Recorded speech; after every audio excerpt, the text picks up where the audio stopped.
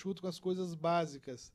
Na verdade, é preciso mais uma atitude em relação à cultura popular e à comunicação através da extensão da pesquisa do que propriamente massacrar os alunos com mais uma disciplina no currículo. Nem sempre os pesquisadores se preocupam em retornar o conteúdo estudado para digamos, os seus sujeitos, que são os produtores da cultura popular. Então, eu pessoalmente recomendo muito aos meus alunos que, do ponto de vista ético, eles não usem o povo para fazer as suas pesquisas, que, na verdade, se aproxime empaticamente dessas populações, recolha as informações e leve-as de volta, sob a forma de exposições orais, de manifestações e até mesmo de compartilhamento dos resultados por parte de representantes desses grupos. Nós temos segmentos da população que pagam promessas e fazem negócio com seus santos. A contribuição da Folkcom, na verdade, é para desvendar o fenômeno e trazer elementos que possam ser utilizados tanto pelos jornalistas, entendeu, quanto pelos conhecedores da vida social moderna.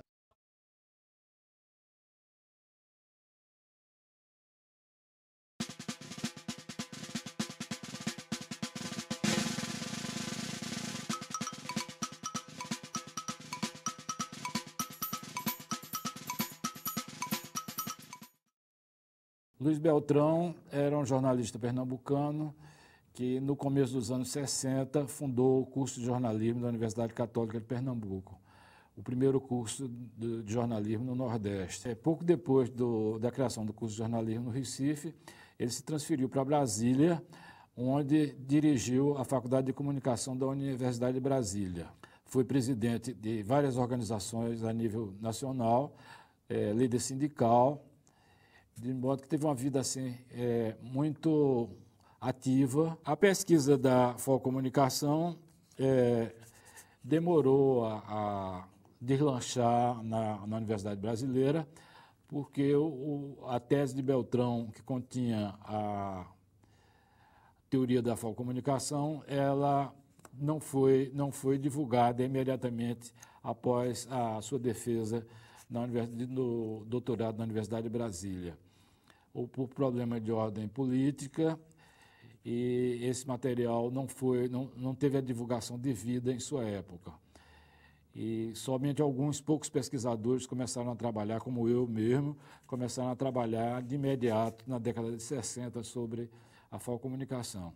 Nos anos recentes, graças ao trabalho da Cátedra da Unesco, professor José Marcos de Mello, houve um crescimento no trabalho da pesquisa em Folcomunicação. A Folcomunicação hoje conta com grupos de trabalho em várias associações.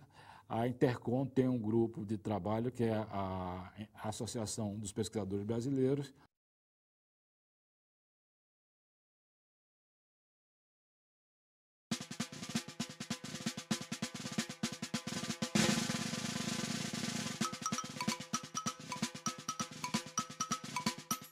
A base para se entender a Folcomunicação é o livro do Luiz Beltrão, que foi a sua tese de doutoramento.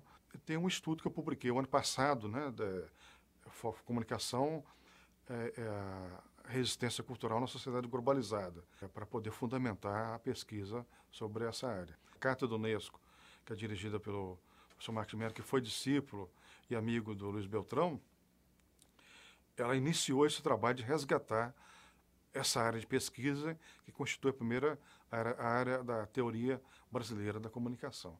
Quanto à Intercom, que mantém um núcleo de pesquisa e Folcomunicação, coordenado por mim, e também a ALAI, que é a Associação Latino-Americana de Comunicação, que mantém um núcleo de pesquisa e Folcomunicação, que é dirigido pelo professor Roberto Benjamin. Também criou o seu núcleo de pesquisa em Folcomunicação, ampliando, né, os horizontes. Em Portugal, nós temos pesquisas em Moçambique, em Angola e também na Espanha, né, contribuindo para internacionalizar essa área de pesquisa começada no Brasil. A minha primeira pesquisa foi a medicina popular. A medicina popular, as ervas e as raízes, como contribuição às terapias usadas pelo povo. Depois eu passei a estudar o congado como um ritual popular, né, e olhando nele o processo comunicacional. Então, quer dizer, quais são os processos comunicacionais que estão presentes ali, quais os códigos, os ícones, o tipo de discurso, como é que é preparado, a relação entre emissor, receptor, a recepção, a emissão, isso tudo é olhado, quer dizer, isso tudo faz parte do estudo da comunicação. Eu vejo que a focomunicação, ela pode substituir muito bem algumas disciplinas que a gente tem no currículo acadêmico, como, por exemplo, folclore, né? Mas o enfoque nosso deveria ser a focomunicação, para que o futuro jornalista, o futuro repórter de rádio ou televisão ou de revista, ele possa ver, né, no processo comunicacional, quer dizer, o que o povo está querendo dizer ali, né? Qual a mensagem, qual tipo de mensagem que está implícita no uso daquela cor, no batuque do tambor, na música, na dança, na expressão, no artesanato e tal.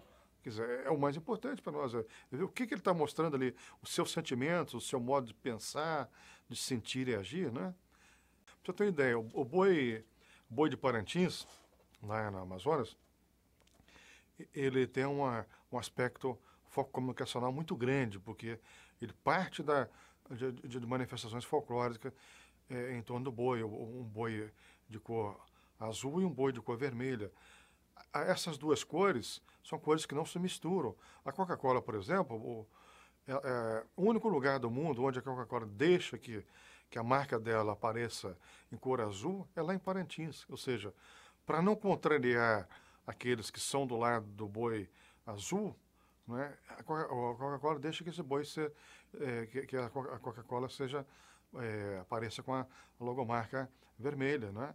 Quer dizer, é uma concessão. Você vê também que o presidente mundial da Coca-Cola comparece a esse evento e até aproveitou desse evento para lançar o Guaraná White. Olha quantos milhões de dólares estão embutidos nisso aí, né? Quer dizer, isso é uma contribuição forte ao turismo, ao desenvolvimento de hotelaria, de restaurante, né? Da gastronomia, da hospitalidade e tal. Então, contribui com várias áreas, né, interdisciplinares. A Focom, para integrar os currículos dos cursos de comunicação, basta que os professores dos variados cursos resolvam mudar a grade curricular e incluir a disciplina Focomunicação em substituição à disciplina Cultura Brasileira ou Folclore, né? Dando um enfoque que permita que o estudante compreenda realmente o verdadeiro significado da focomunicação como estudo das manifestações comunicacionais da cultura popular do folclore.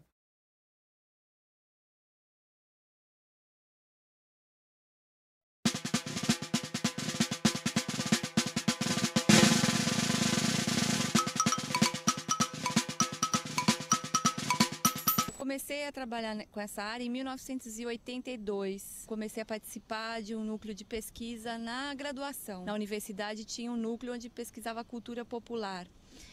A gente trabalhava com Luiz Beltrão, com o texto dele de comunicação e folclore, mas a gente não enfatizava essa discussão folk e comunicação. A gente trabalhava como comunicação e cultura, né, popular. E a gente sistematizou como estudo de folk e comunicação na primeira conferência, né, há 8 anos, em São Bernardo, e aí que eu sistematizei o meu primeiro trabalho. A minha tese de doutorado, que é Viva São Benedito, e aí eu acho que oficializa esse minha pesquisa nessa área. Poucos professores sabem o que é folk comunicação. Eles falam, é folclore, é cultura popular.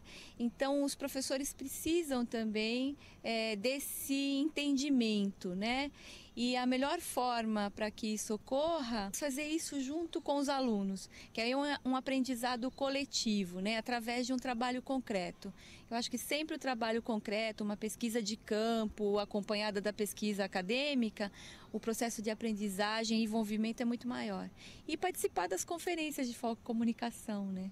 Que aí tem o contato com os pesquisadores já da área, que podem estar trazendo subsídios, experiências, para que eles comecem a se inserir. O que a rede tem tentado é fazer com que essa maneira espontânea, até voluntária de alguns professores nessa área, se torne não só um item da teoria da comunicação, mas que se torne uma unidade curricular. por sua importância mercadológica, acadêmica. O que a gente tem se deparado é com alguns pré-conceitos, né? No sentido de algumas lideranças aí acadêmicas ainda não saberem com profundidade o que seja foco e comunicação. Então é só uma questão de tempo para que a gente possa ir envolvendo essas lideranças e que elas possam perceber o que é a foco comunicação, porque a importância disso é inquestionável. Durante as conferências de foco e comunicação, a gente tem encontrado não só pesquisadores de comunicação, como pesquisadores, principalmente das ciências humanas, né? De arquitetura, de antropologia, de sociologia, que estão já se envolvendo com essa área. Porque, na verdade, até para eles entenderem determinadas situações da sociedade e de sua área de atuação, eles precisam entender como que ocorre a comunicação das comunidades. A indústria dos milagres, ela está ligando instituições religiosas, empresas, né, interesses mercadológicos. A Falcicom, ela está ligada a uma manifestação mais popular, então a um processo de manifestação da fé.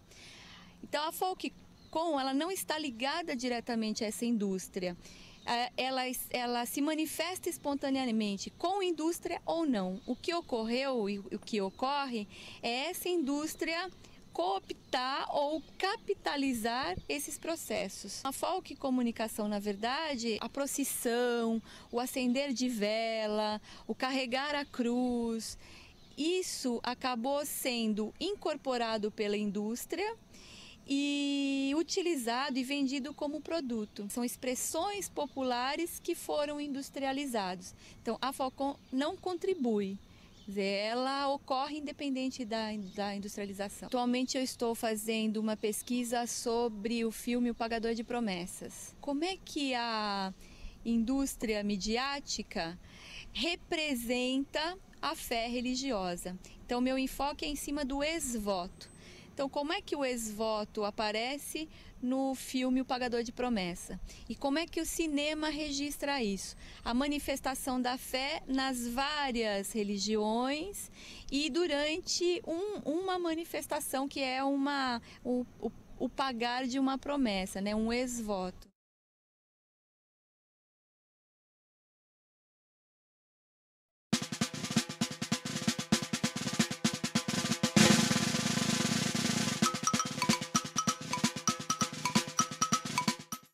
Eu recomendo àqueles que estão interessados no aprofundamento, no amadurecimento e na pesquisa da Foco Comunicação, primeiro ler as obras fundadoras de Luiz Beltrão, né, que é a Foco Comunicação, a comunicação dos marginalizados. Temos ainda também um primeiro livro, que é Comunicação em Folclore, de Luiz Beltrão, as ideias fundadoras da teoria da Foco Comunicação. Aí tem as obras do professor Roberto Benjamin, que eu diria como, entre elas, a Foco Comunicação